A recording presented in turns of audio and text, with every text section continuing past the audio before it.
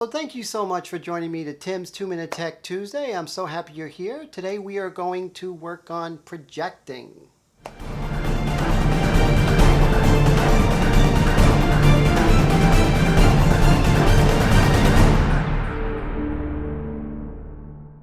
When you are projecting, make sure that all the lines from the image on the computer that's projected are parallel with the lines on the paper.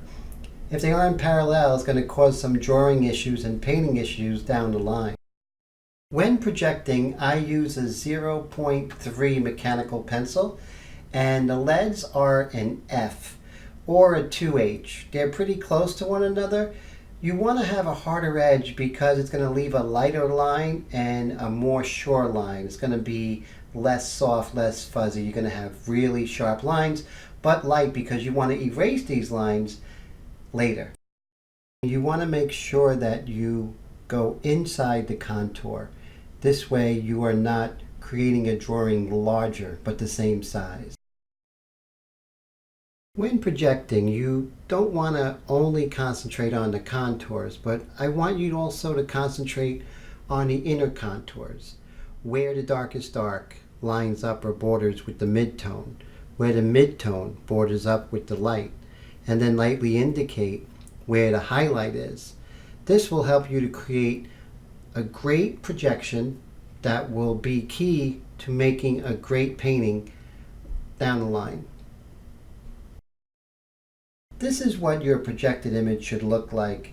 You'll see I have the major contours here, which are great, but also the inner contours, what I talked about before, where you have separations of your darks to your midtones to your lights, even to your highlights here and there. So you're not just describing the contours, but you're describing the form. This is going to go a long way in helping you to create a painting that is very detailed but has structure. Thank you so much for joining me with Tim's 2-Minute Tech Tuesday. If you like these videos, go ahead and hit the subscribe and the like button. That lets me know I'm doing a good job, and you'll see more Tim's 2-Minute Tech Tuesdays in the future. Don't forget that all of the supplies, the airbrush, the inks, the paper, as well as the video equipment I use are in my Amazon store, and you'll see a link to that in the description. The airbrush I use, you'll see a link from usaairbrush.com.